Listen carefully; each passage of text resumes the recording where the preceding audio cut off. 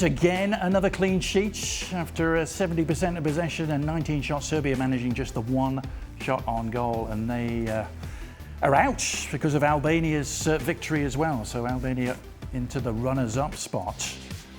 But all the interest from the England perspective came from Thomas Tuchel's quote before the game, saying, at the moment, if we keep the structure we have, Foden, Bellingham, Kane cannot play together. They can, but not in the structure, not for the balance that we developed, and not for the structure that comes with wingers who are specialists in their position. We will always do what's best for balance, and we'll try to keep the clarity, even if it means we have to take tough decisions. And he didn't start Bellingham tonight. Craig, I don't know if you saw the discussion, the rather fruity discussion we had yesterday about can Kane and Foden and Bellingham play, and what's Bellingham's best position? Is he a number 10? Should he be starting for England?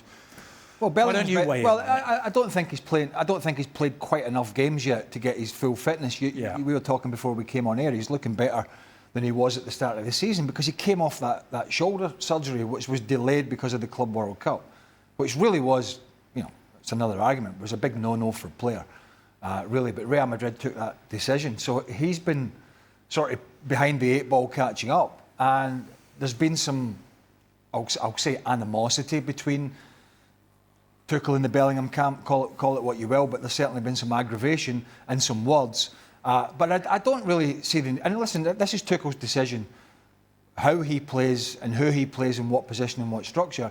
But I hasten to add, I don't think it's very wise to be telling the whole world at this moment in time that the three of them can't play together. Yeah. Because if he puts the three of them together in America next year and it doesn't work, the English media are going to, what's the first thing they're going to say is, well, you said 6 months ago they couldn't play together, and now you're putting them in there. So, I think he's, why would you hamstring yourself by saying this? Even if you think it, just don't say it. And just, I don't see how they can't play together if that's what you wanted to do. I think, if you want to play Bellingham in the 10, you could play Foden on the right, but then Bukayo Saka plays there.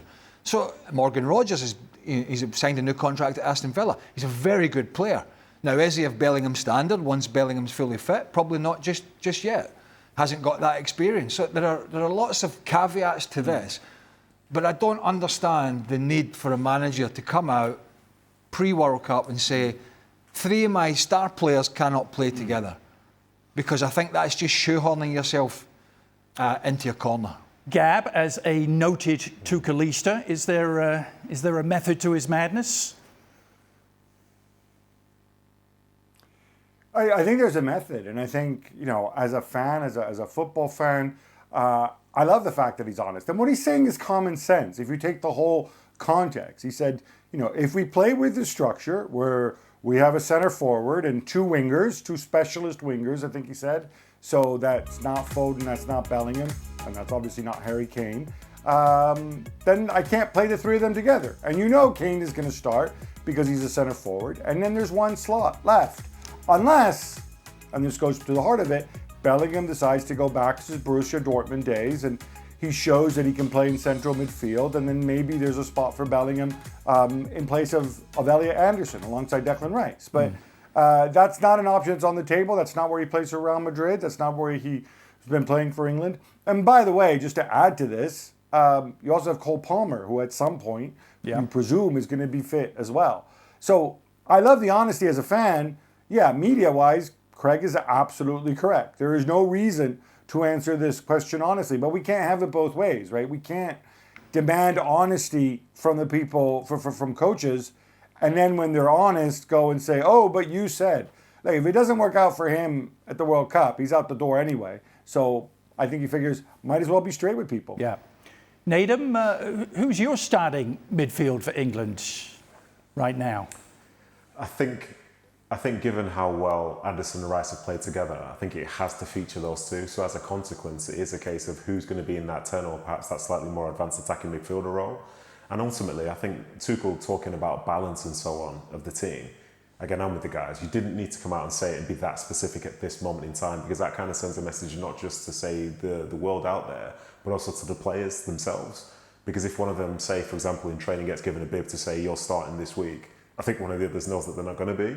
But from the highlights that we've just seen, I think Harry Kane gets the ball in similar positions to where, say, Bellingham does, but instead of the way that Bellingham's driving with the ball, Harry Kane might play a 40, 50, 60-yard diagonal ball, and we all know he's brilliant at doing that. So I think the Harry Kane situation is the one that's really going to be affecting, say, these number 10s, because it has to be the right sort of partnership, and maybe Morgan Rogers being somebody who can be more patient and stay high, that's perfect for a Kane, because Kane will play those long passes. He's at times almost as free to roam wherever he likes, and that can be brilliant for him in those games that are really, really open. But I think it's just a shame in some ways because he roams. It almost limits the way that you can have like a ball playing number 10 like a Foden, have a ball playing number 10 maybe like a Cole Palmer if he becomes available. So I think it's a tricky situation, but ultimately I think the bigger thing for me is the fact that he likes the balance of Rice and Anderson in there, and I think that's been a big part of why England have been so comfortable in this part of the season so far. I think the fact that the two of them can understand when to stay, when to go, really good footballers in terms of passing it around, but then they've also got the ability to drive and be incisive in that final third. I think that's probably more important than deciding which of those guys is going to be in there instead. There's a lot of tools in that.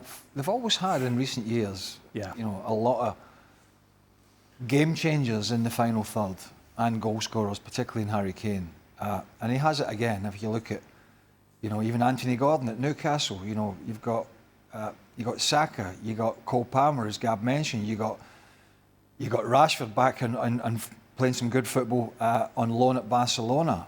You got Morgan Rogers, you got Bellingham, you got Eze, who's I think is a brilliant player. But what we don't know, Adrian, is how these guys will be playing a month before or 6 weeks before the World Cup. Are they in form? Are they injured? Have they been out the team? Are they low in confidence? Things change quickly in this game, and so you put your best pieces of the jigsaw that you think, leading up to a tournament, your squad and your team, but that all goes out the window with one rash tackle or a loss of form.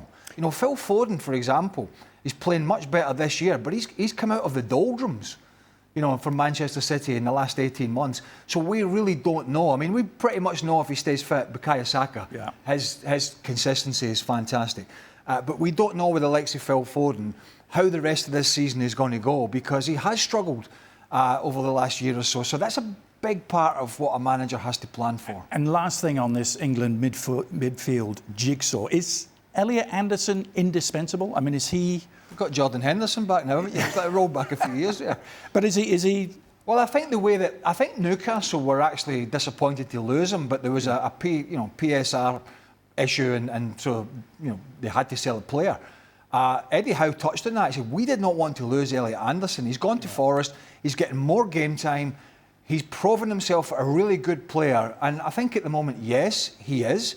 But as the guys have said, he potentially could drop, Jude Bellingham back a little bit deeper and make things happen that way. But at the moment, the Rice and Anderson partnership has worked very well for England. So kudos to Elliot Anderson for the way he's playing for club and country. Yeah. Nedum, the only question is, could Declan Rice perhaps move back there and play that role to shoehorn in the players we've been talking about? Yeah, I think obviously he could do it because he's such a fantastic player, but then you miss out on some of the attacking threat that he has as well. I think when you see that sort of double pivot in there, you can see the plus side of it all, understanding when to stay, understanding when to go, timing the runs well, knowing whether it's a longer pass, a shorter pass, or even driving with the ball. And I think if you put him into that sixth position, you almost anchor a player that's got so much more to give. And it wouldn't surprise me if there are two in there, he could step up and score maybe important goals, get an important assist. But if he's playing in that six, I think it makes him probably a bit too one-dimensional, and you'd be wasting, one of England's best players.